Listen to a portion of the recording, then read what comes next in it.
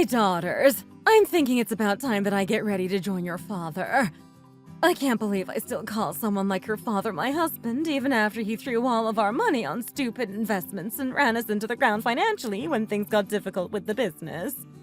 After feeling like I've become less than a person thanks to that hit-and-run accident, I don't see a reason to continue living anymore. So I think it's time that I get ready to pass on. Please don't say scary stuff like that, Mom. What would we do without you? You need to spend all your remaining years you have left with us. She's right. We still have so many things we want to do with you. We would need you to live to be 120 years old to be able to spend all the time we want with you. See, Mom? Check this article out. They're saying that the maximum life expectancy these days is 120 years old. You saw the news broadcast about it too, right? We still have plenty of time left. Oh, hush up. If I lived that long, I would be nothing but a burden to all of you. I don't want to hold you all down. Now that I'm sitting here thinking that it's my time to go, I think about all the things that I couldn't give and couldn't do for you girls. I'm filled with regret. I'm not sure if I'm just feeling sorry towards you all. You all worked so hard to not get dragged down by everything that was happening in our lives. If there was ever a point that I made you girls disappointed with me, I suppose now would be a better time than any to get it off your chests. Come on! There's nothing like that for us to complain about. You are a perfect mother. Even if we searched the rest of our lives, we could never find another mother-in-law like you. Please don't beat yourself up like this. You're going to make me sad as well. She's right. When my own mother passed away, you were the person that stepped up and took the more dedicated motherly role for my sake. And not to mention, thanks to you, we were able to go our entire lives without ever knowing what it was like to have one of those stereotypical mothers-in-law that would have made our lives a living hell. I agree, and I'm glad that we got a kind mother-in-law like you. That being said, there are times when you tell us something and then forget and tell us again and again and again. It's too funny. It's not a bad trait by any means, but I know some people have told me stories about how you nearly talked them to death on a few occasions. Ah, is that so? I'm sorry about that. As you all know, I haven't been in my right mind these past few years. I've been feeling it more and more in recent times. Now that I think about that from your points of view, that must have gotten frustrating on more than a few occasions. Thank you all for putting up with me when I did that. It must have been tiring for you girls to have to always clean up after this old bag of bones all these years. Nobody come to visit me today. You all should just rest today. Mother's orders. You all are sisters. You need to have a few days where you spend time with each other, too. Even so, Mom, it's going to be difficult for you to get around by yourself. Are you sure you don't need us to come by and help you? Even just a little bit? It won't be any trouble for us. I'm a bit worried about leaving you alone. Why don't you just move in with my husband and I? We could live together. It would make things easier for us. I'm sure I've already told you about how my husband is always out of the house working late hours. I always feel so bored sitting at home by myself. Oh, hush up. I'm more comfortable here. But Mom, how can you stand just living in that one-bedroom apartment by yourself? I wouldn't be able to stand being alone that much. Sounds good. We will, Mom. Thanks for the break. You know how tired I've been lately running around doing errands. This is just what I needed. My wrist was always a little bit weak, but with all the extra running around for you, I feel like it's gotten even worse recently. You need some practice being by yourself for once. I don't think there's been a day that we haven't been together recently. Ever since we met you, you were always the type of person that didn't want to become baggage for us. You moved to a one-room apartment as if you were being chased down by debt collectors so that we wouldn't get hurt by Dad's debts. But that was because of the debt our father built up from throwing our family's money away. That was never your kid's responsibility to deal with. Yeah, I suppose you're right about that.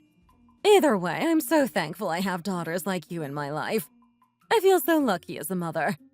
It's about time for me to go to bed. Taylor, why are you acting like this? I don't get it. Do you understand how shocked I was? How could you talk to her like that? Why would you be shocked?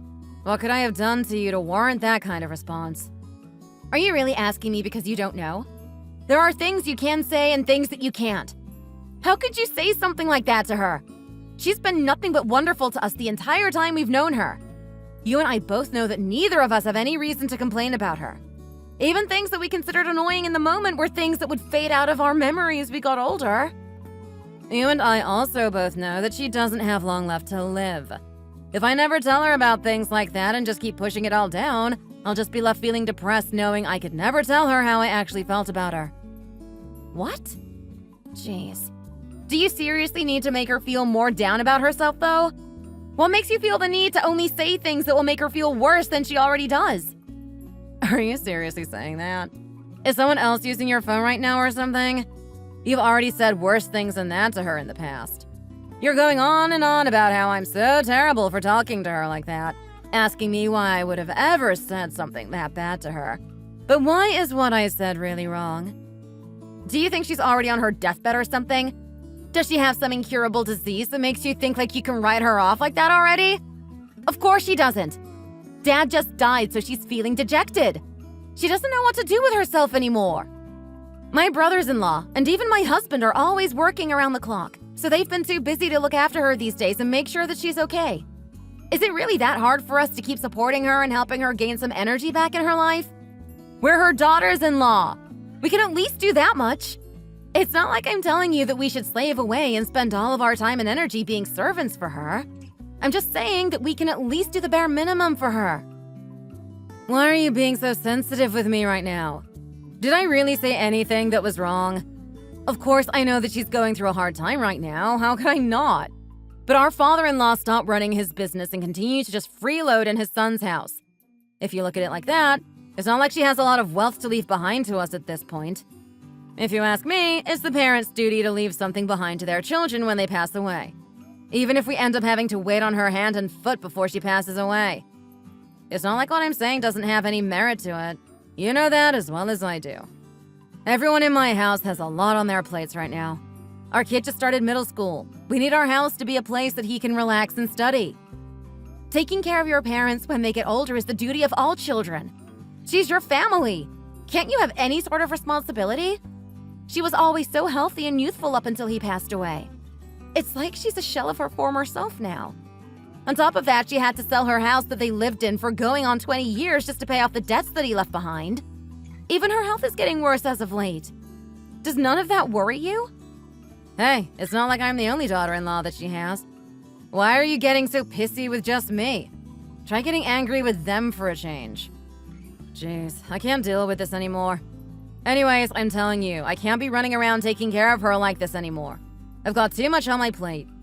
Does the responsibility really fall to us just because we're married to her sons? Of course not. I need to take care of our son, and we're barely scraping up enough money to buy food these days. If we just let her live in that one-room apartment by herself, it's better for all of us. She's an adult. She can take care of herself. I don't understand why you're going so crazy taking care of her either.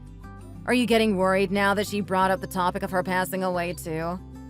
Why don't you try taking care of her while raising a child in that tiny house of yours if you're so worried about her? You can't convince me to do any differently. I'm telling you honestly, I think it would be best for everyone if she just spent whatever time she has left at home not causing a problem for anyone else. I get it. You don't want to be involved anymore. I'll message everyone else in our chat room and see if they can help me look after her.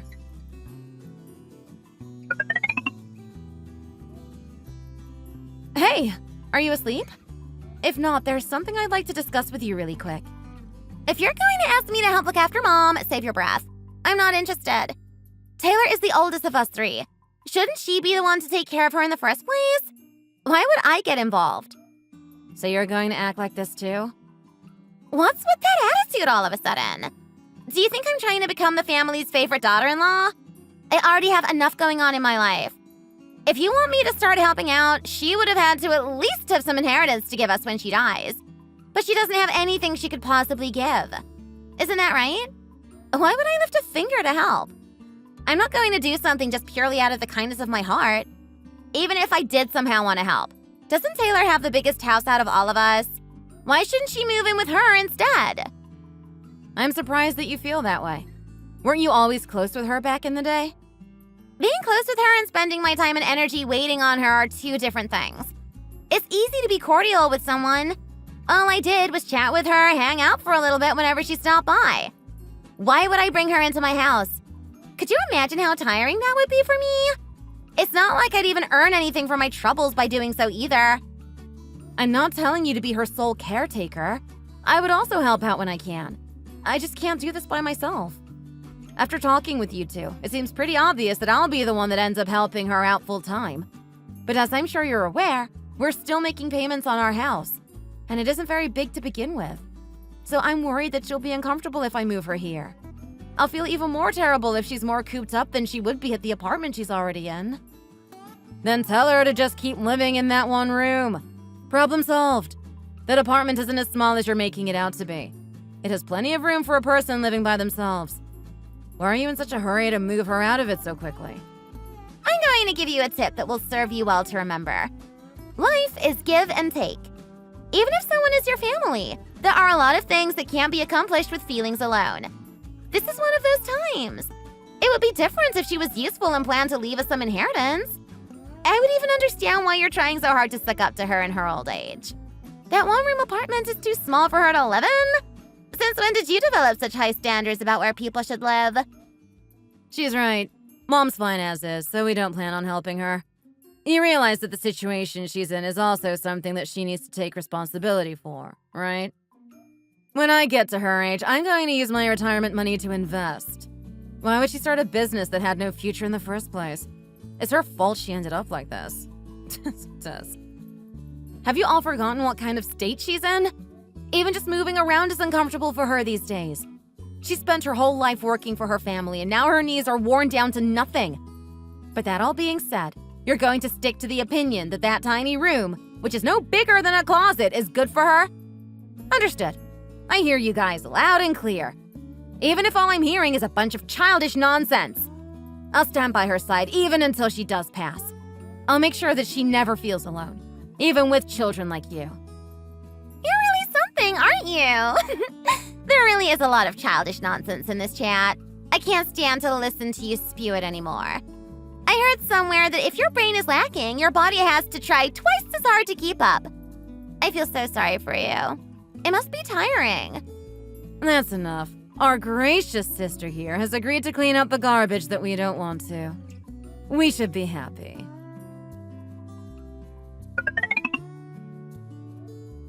Hey, Mom. If it's not too uncomfortable for you, would you like to come live with us in our house? Live with you in your house? No, I couldn't. It would weigh too heavy on my conscience. I would feel like I'm putting you out. How could I ask my precious daughter-in-law to let me freeload off of her? You wouldn't be freeloading at all. I'm only asking because I need you around the house. This is more of a favor for me more than anything. Our daughter is at school most of the day, so she's gone, and my husband has been taking a lot of night shifts as of late, so there's no one home. I'm bored out of my mind with no one to talk to these days. Come live with us and be my talking buddy. Please? You're so sweet. I know that you're just saying a lot of this out of worry for how I'm doing, but I'm okay with living by myself in this apartment. Come on, don't be like that, Mom. I told you already I'm asking you because I need you here. Just hurry up and move over here already. You know how much our daughter adores you. You must have felt so sorry for me all this time. To think that I would end up with such a kind and beautiful daughter like you. If you really think that highly of me, then please move here ASAP. Get your deposit feedback from them and use it for whatever you need to. What need will I have for money when I'm already 1 foot in the grave? You and your husband take it. Use it for your Jenny's tuition when she heads off to college. Oh, please, stop talking about giving us money all the time. We don't need anything from you. I'm already happy just thinking about you coming to live with us. I'll come by sometime this week to help you pack all of your things. All right, I understand. Gosh, I consider myself a pretty stubborn person, but I can never win when it comes to you.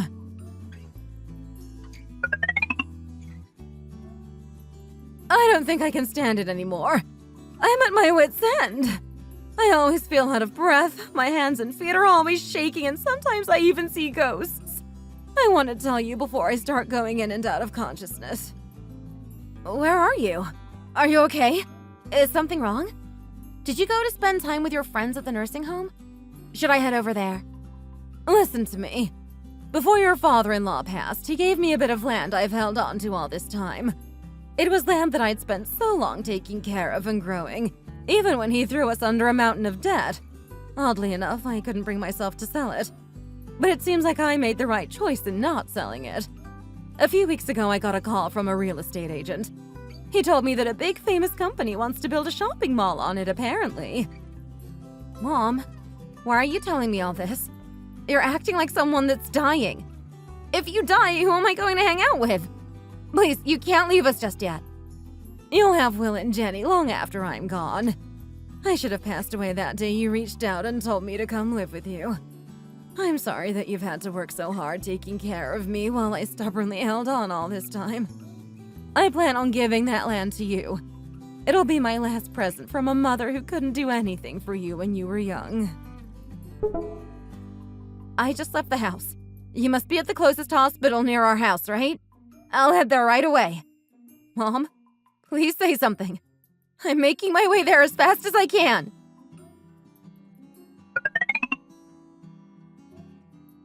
Is this Sandra's daughter-in-law? Yes, who is this? Good afternoon.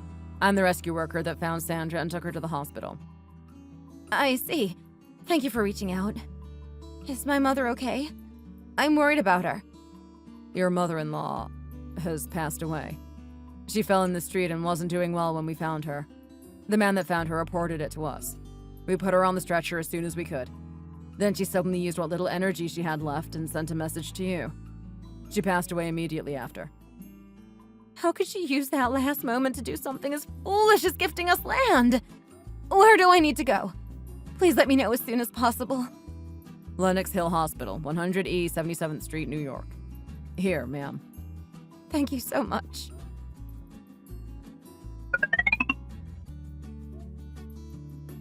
Jeez, making funeral arrangements is so tiring. All my muscles are aching. Even so, all things considered, this was probably the best way for her to go out. Falling over in the street is much better than getting hit by a car. Imagine how much extra work we would have had to do if that was the case. She would have been found long before that. What kind of horrible luck would she have had to have for that to happen? I'm just saying. Either way, thanks for taking care of her all these years, I guess. It must have been hard to find the motivation when all she could have given you were the remaining crumbs of her savings deposit. That's what I'm saying. If it weren't for you, we would have had to take care of her ourselves. Imagine how tiring that would have been. It seems like you both are committed to spouting nonsense until the very end, even when I went out of my way to not hear it anymore. She left all of it to me before she left. You both must understand why she expressly told me not to share it with either of you, right? It seems like you don't know. Elderly people aren't in their right mind a few weeks leading up to their death. She's right. Imagine how feeble-minded she must have been. That will can't be enforced when she wasn't in good health. Do you think that will hold up in court? It would be more correct to say that her mind was 1 foot in the grave long before she was. That signature doesn't even look like hers either. Are you sure you didn't forge this yourself? I'm sure you and your husband got together and increased her medication to force her into making this while she was drugged up. We should really report this. Feeble-minded? Are you sure this isn't just how you two want to see her? She got this test 3 months before passing away. There was nothing odd in her results, and the Alzheimer's screening also showed absolutely nothing.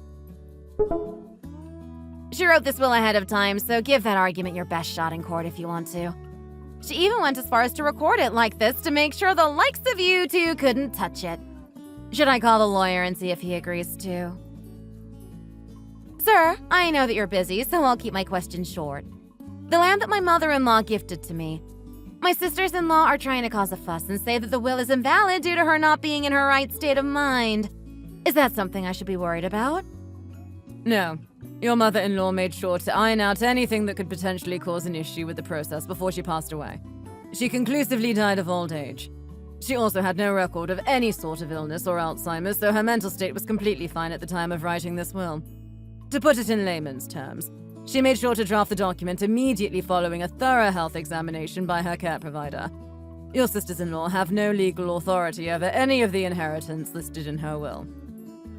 Do you guys get it now? This rude witch! She has no manners at all! Don't you know that property typically goes to the oldest sibling once their parents die? Hand it over while we're still being nice. You don't want to find out what happens when I find you. Are you sure it's a good idea to openly threaten her while a lawyer is closely watching everything you say? I'll make sure to record the details of this conversation immediately in case you need to pursue legal compensation.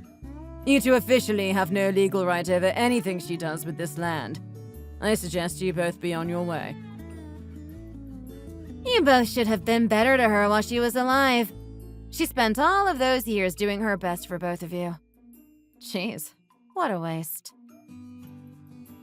Does that woman never close her mouth?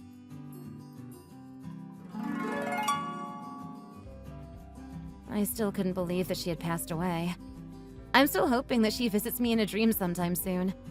The land that she gave me was renovated and became a shopping mall, and I received $36 million as compensation for it from the company. Thanks to that, my daughter was able to attend college without any worries, and we ended up moving to an apartment in Manhattan that was closer to my husband's office. We're able to continue living peacefully thanks to my mother-in-law. Mom, thank you so much. There isn't a day that goes by that I don't miss you and want to talk with you one more time. Please stop by my dreams when you can. I love you. Thanks for watching the video. Don't forget to like and subscribe if you enjoyed.